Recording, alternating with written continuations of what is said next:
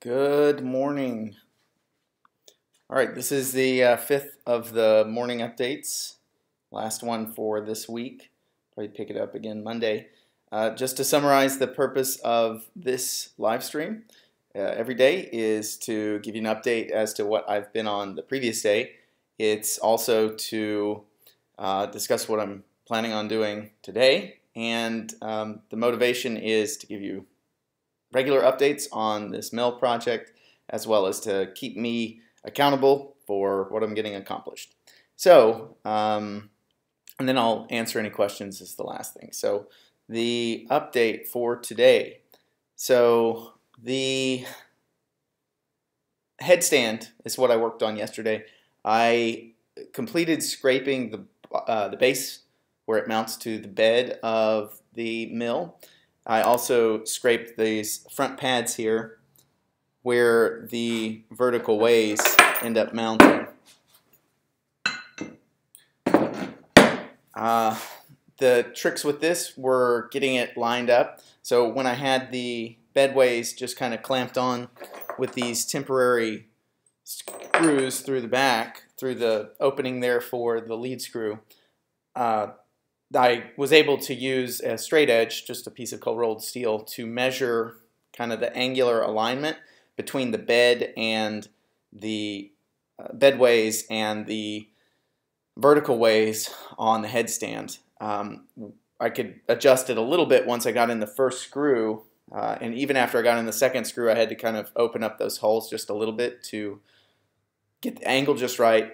And then I installed pins here and one in the back there.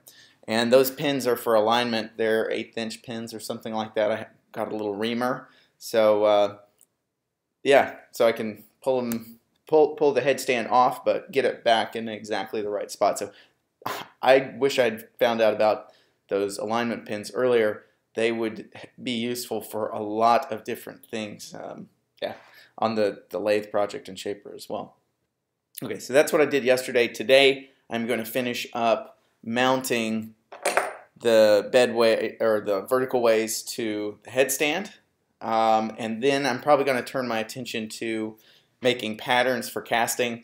There's a number that I'm missing that are coming up fairly quickly, just for the mill. However, the biggest thing is this. Whatever this part is called, I have to look it up. But it's effectively where the spindle mounts for the mill. And I guess that may be a good segue into the questions. Yeah, Tim wants to know, how are you going to square the vertical ways to the base? So the vertical ways, probably what I'll do is I will lay a piece of... So the one problem that I had, even with just measuring the alignment of the vertical ways and the bedways, there's a difference in height. Like this is about 1/4 inch higher than this, about 6 millimeters. It's not quite 1/4 inch because I was able to use 1/4 inch cold rolled steel to essentially I put a piece like kind of wedged. I used a wooden shim to kind of shim in between this and a piece of 1 inch cold rolled steel. Then I put this. Oh, it's not over here right now, but a shorter piece in the back and just kind of butted it up against the back of that piece of cold rolled steel, and then I could measure, with the calipers, the offset to the back of the bed. So for this, to answer, was it Tim's question? Mm-hmm. To answer Tim's question, what I'll be doing is probably using a piece of 3/8 or 1/2 inch cold rolled steel, just laying directly on top of the bedways. That way it gets it up high enough, and then I'll use like a carpenter square or machinist square to go between the top of that piece and the edge of the vertical ways. And then I'll tighten up the temporary screws, and that's kind of nice because I can just batch out all those holes at once. So I don't think that'll take all day. Hopefully it won't take all day. Then I'll turn my attention to making patterns for casting. the pattern that I'm envisioning maybe using first is a fixture. It's actually a vise for the shaper, and that's so that I can use the shaper to clean up the insides of these channels. I mean, that was kind of the point of building it, so I do want to use it in this project. That was one of the questions that I wanted to address from yesterday. And I don't have who asked it. I'm sorry about that. But well, why not use the shaper to plane off the headstand? I could have, but this is such a tall part that I would have had to have taken the bed, or I'm sorry, the work table off of the shaper, and that didn't seem like something I really wanted to do. It's well aligned, and the surface is nice and prepared, so I don't really want to take it off until I get some alignment pins in there. You know, I've been doing the scraping and sanding for a while, so I figured why not just go ahead and try it that way. I guess I could have used it for these, but again, I don't really have any fixturing jigs, so that's probably going to come up next week for using the shaper to machine these inside surfaces, bearing surfaces of this vertical slide. It's also the weekend, so you're not doing lives? Yeah, I don't think so. I need a break. So we can spend it long. Are you going to put on YouTube your regular style videos covering the construction of the mill? Yes, I will be doing that.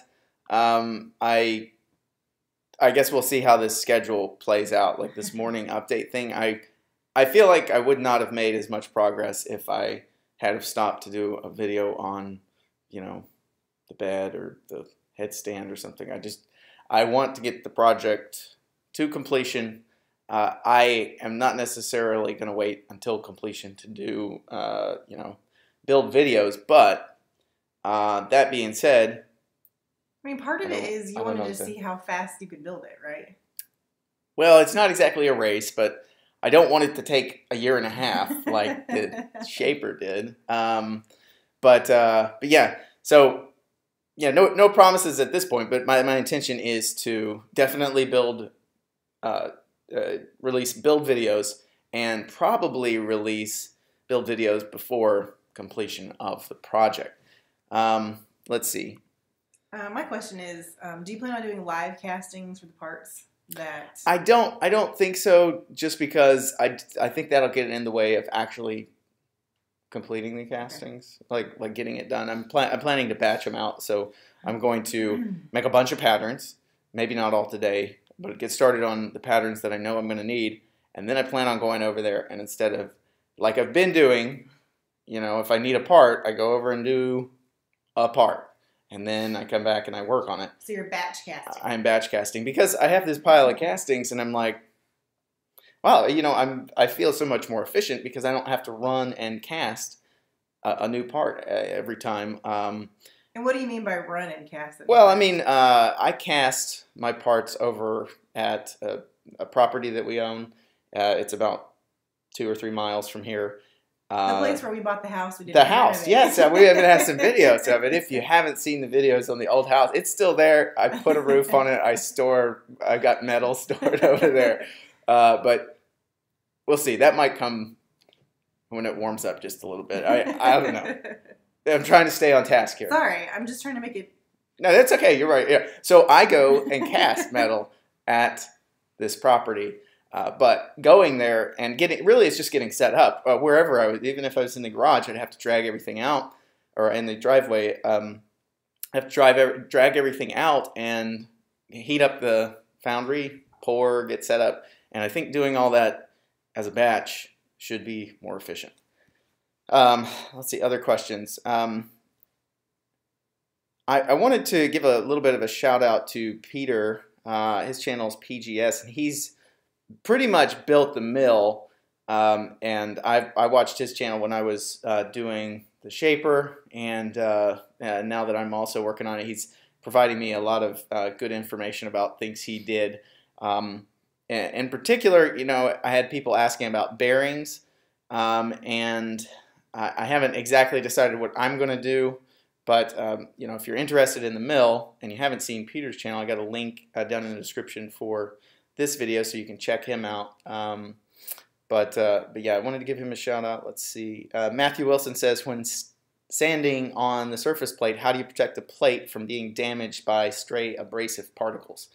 I vacuum, so I have my shop vac, just a little tiny shop vac, sitting on the workbench beside of the surface plate, and in between I'll kind of vacuum up, but I mean, inevitably there's going to be some grit or something that works under the abrasive paper, and then I'm kind of moving the part across the paper to abrade the part, and inevitably that is causing wear and tear on the surface plate. So I mean, that, you know, that's a concern. I paid $85 for that surface plate. It's not a disposable tool by any means, but my thought is the little bit that I use it for, like flattening out these parts, and coupled with the vacuuming in between, you know, every few rounds of sanding, should minimize the wear and tear that it's getting from the abrasive. Not ideal, maybe if I had a dedicated surface for, you know, doing this sanding, maybe I could avoid any wear on the surface plate, but that's just the way I'm doing it right now. Let's see.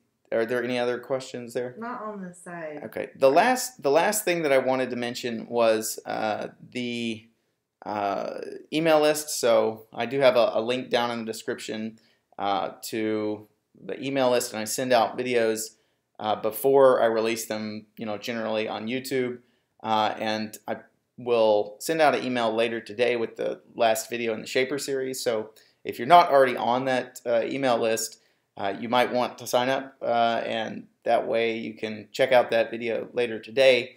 I'll probably release it in conjunction with a build article on my website, so that's kind of why I've been holding off on releasing that video, is, you know, kind of want to pair it up with the website article, kind of concluding the project. So I think that's it. So thanks everybody for tuning in, and I'll see you again on Monday.